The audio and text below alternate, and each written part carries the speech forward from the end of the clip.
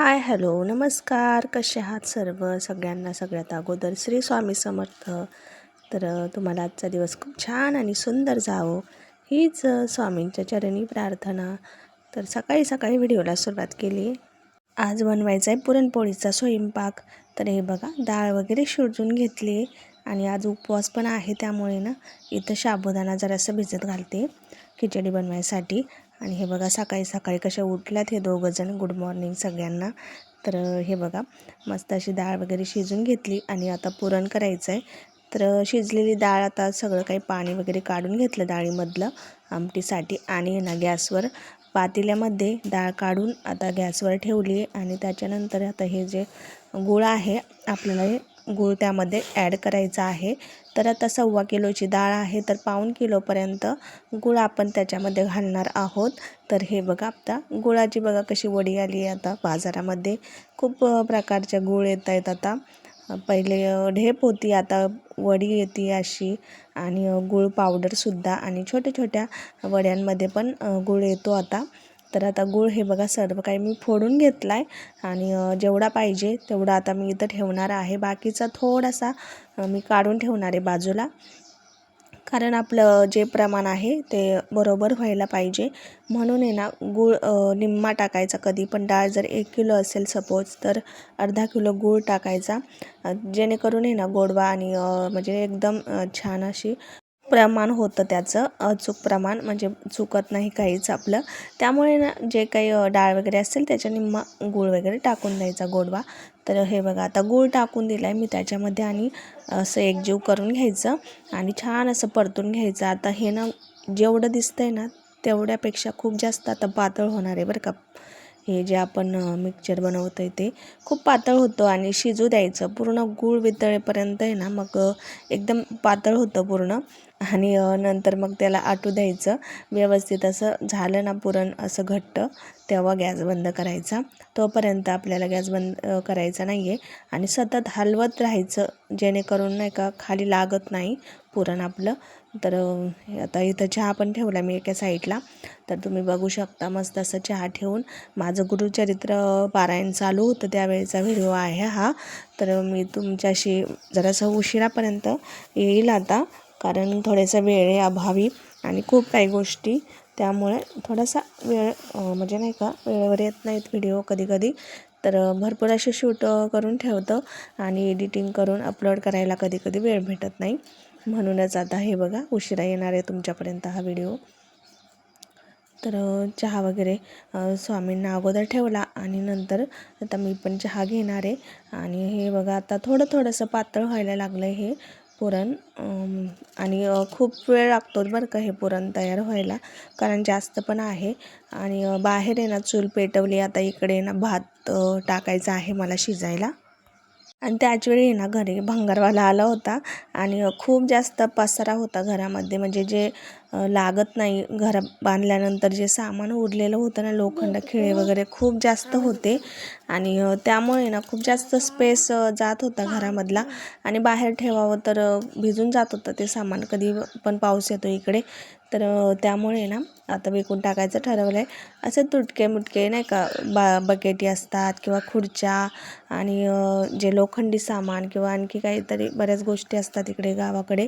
जे मोटरचे पण जे असते आपली पाणी आपण शेतामध्ये सोडतो ती मोटर, त्याचे पण स्टार्टर वगैरे खूप जास्त रिकामे असतात, म्हणजे निकामी पडलेले. ते सगळे जमा करून एक ठिकाणी ठेवले होते. आणि खूप जास्त बघा झाले ते बऱ्यापैकी. आणि त्याचमुळे ते आले होते ते दादा, त्यांना देऊन टाकायचं आता सर्व काही सामान. आता भाताला मी ठेवले बाहेर पाणी गरम व्हायला. आणि इकडे ना मी लगेचच आता विलायची आणि सुंठ आहे ना ते वाटून घेते, म्हणजे कुटून घेते. बारीक पावडर बनवून घ्यायची मला पुरणामध्ये टाकायला. आमचा शिव पण केस कापायला गेला होता, आला आता इकडे. आणि दीदीसाठी चॉकलेट लॉलीपॉप काय काय घेऊन आला आहे तेच दाखवायचं काम चाललं आहे इथं. आणि माझी आता बऱ्यापैकी डाळ आता एकदम गूळ मिक्सचर एकदम पातळ झालं आहे आणि गूळ पण विरघळला आहे सगळा. आणि त्याच स्टेजला आता मी इथं ती पावडर जी बनवली होती सुंठ आणि ह्याची विलायची पेस्ट टाकून दिली आणि परत एकदा मिक्स करून घ्यायचं आणि कमीच गॅसवर आहे ना आपल्याला हे पुरण आता शिजवून द्यायचं आहे चांगलं. जोपर्यंत एकदम घट्ट होत नाही तोपर्यंत शिजवत म्हणजे नाही का हलवत राहायचं ह्याला, जेणेकरून खाली चिटकणार नाही आणि म्हणजे नाही का करपणार नाही. तर सतत हलवत राहायचं. तोपर्यंत आहे ना बाकीची पण आपण तयारी करून घ्यायची बरं का, थोडी थोडी. आणि एकदम असं घट्ट धरून, कारण जास्त होतं ना तर ते पातेलं हालत होतं इकडे तिकडे सारखं. म्हणून आता कपड्याच्या साहाय्याने मी इकडून पकडलं आहे आणि व्यवस्थित असं हलवून घेते. आणि कांदे खोबरं असं भाजून ठेवलं आहे मी आमटीसाठी. आता आमटी पण बनवून घ्यायची आहे, पण लाईट नव्हती त्यामुळे ना आईंनी मला वाटण बनवून दिलं होतं, म्हणजे जे काही वाटायचं होतं ते. मी आता इकडे पुरण शिजेपर्यंत हे बघा बऱ्यापैकी आता घट्ट झाले, आता बघू शकता तुम्ही. आणि आता गॅस आपण बंद करायचा आहे आणि पुरण बाजूला काढून घ्यायचं आणि तेच पातेलं आणि वाटून पण घेतलं बरं का मी पुरण. आणि त्या पातेल्यामध्येच आता इकडे आमटी करण्यासाठी फोडणी तयार करते मी. सगळे जे काही मसाले असतात ना टाकण्यासारखे ते सगळे टाकून द्यायचे आणि जे वाटण बनवलं ते सुद्धा टाकायचं आहे त्यामध्ये आणि मिक्स करून घ्यायचं चांगलं तेल सुटेपर्यंत. आणि नंतर आपण जे डाळीचं येळण ठेवलं होतं ते टाकून द्यायचं, डाळीचं पाणी. आणि खूप म्हणजे नाही का जास्त डाळ होती ना त्यामुळं खूप घट्ट निघालं आहे बरं का. आणि टाकून दिलं मी त्याच्यामध्ये, थोडीशी डाळ पण ॲड केलेली आहे तर आमटीमध्ये छान लागते खायला. तर आता सगळं एकजीव करून मिक्स करून घ्यायचं आणि चांगलं एकदम परतून घ्यायचं. आणि नंतर आपल्याला जेवढं पाणी पाहिजे परत आपण त्याच्यामध्ये ॲड करायचं आणि जेवढी आपल्याला आमटी ठेवायची आहे तेवढं पाणी टाकायचं आणि मग शिजू द्यायची एकदम मंद आचेवर. तर आता मी इथं फोडणी दिली गॅसवरती आणि नंतर आहे ना आता बाहेर इकडे बघा भात शिजल्यानंतर आमटी इथं चुलीवर आणून ठेवली. आणि आता इथे आहे ना कमी जाळ म्हणजे ठेवायचा चुलीला एकदम थोडासा. आणि आहे ना कमी गॅसवर किंवा कमी जाळा जर ठेवला ना आणि एकदम खूप जास्त टाईम आपण जर आमटी शिजू दिली ना तर छान चव उतरते. आणि लगेचच इकडे ना मी घरामध्ये परत आम्हाला सगळ्यांना उपवास होते म्हणून साबुदाण्याची इथं खिचडी बनवत आहे. सगळ्यांना भूक पण लागली होती कारण टाईम पण खूप झाला होता आणि सवासण्या जेवण होतं आज, त्यामुळे ना टाईम खूप जाईल म्हणून आहे ना आम्ही अगोदर थोडीफार आम्हाला फराळाचं करून घेतलं. त्याच्यानंतर आहे ना इकडे पीठ वगैरे मळून घेते कारण पोळ्या बनवायच्या आहेत आता बाकी. पोळ्या आणि जे तळायचं काम आहे ते राहिलेलं आहे माझं. तर अगोदर पीठ मळून ठेवते कारण जेणेकरून आहे ना पोळीसाठी पीठ रेडी होईल आणि चांगलं भिजेल म्हणून. आणि इकडे भज्यासाठी पण मी पीठ भिजवलं इकडे मस्त असं. आणि खूप जास्त टाईम झाला होता, 3-4 वाजता जायचं होतं आम्हाला, त्या हिशोबानेच मी आवरायला घेतलं होतं. जेवढं लवकर म्हणजे नाही का सुरुवात करू आपण तरीसुद्धा टाईम लागतो पुरणपोळीच्या स्वयंपाकाला. इकडे बघा आता आमटी आपली बऱ्यापैकी म्हणजे शिजली नाही अजून बऱ्यापैकी, पण थोडीशी झाली, आता थोडीशी तरी वगैरे यायला लागली वरतून. आणि त्या अगोदर नैवेद्यासाठी ना मी छोट्या छोट्या पोळ्या बनवून घेणार आहे कारण नैवेद्य लागतो. 15 नैवेद्य मला असे बनवायचे होते. तर आता तेच अगोदर बनवून घेतलं आणि त्याच्यानंतर पारायणाची पण वाचन केलं मी थोडंसं ब्रेक घेऊन, कारण म्हटलं या वेळेत मला वाचणं पण गरजेचं आहे, खंड पडू द्यायचा नाही आहे. मग आईंना बोलले की तुम्ही भजी वगैरे तळून घ्या सगळे आणि मग मी इथं वाचन करून रेडी झाले जाण्यासाठी. सर्वजण आम्ही रेडी झालो इथं.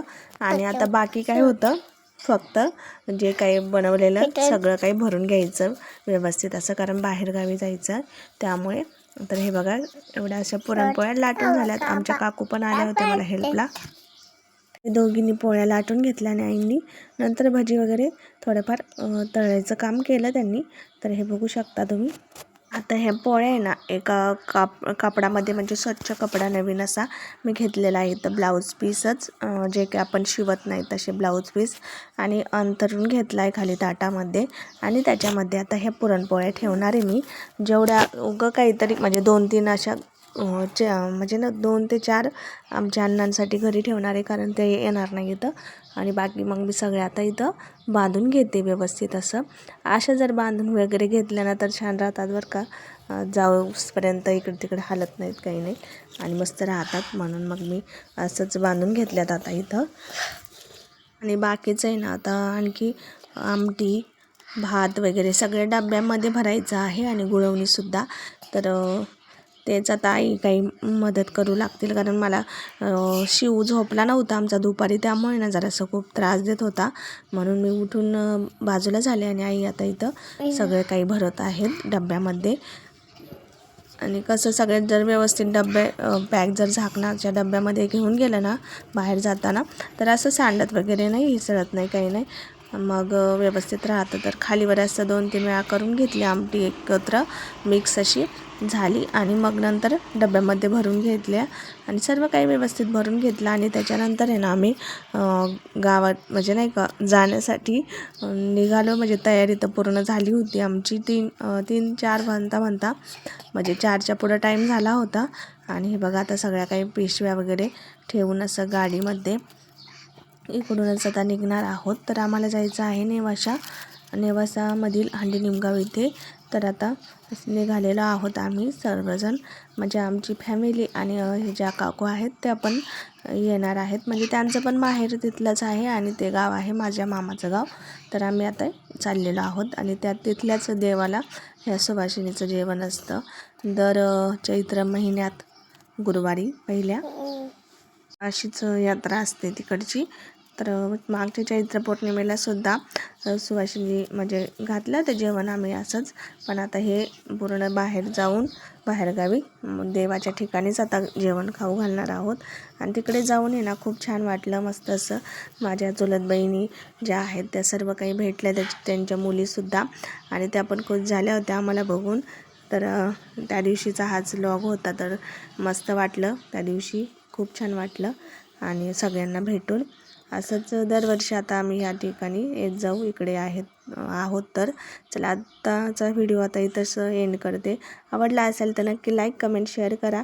चॅनलवर नवीन असाल तर सबस्क्राईब करा. भेटू नवीन व्हिडिओसोबत. तोपर्यंत सर्वांना बाय बाय. श्री स्वामी समर्थ.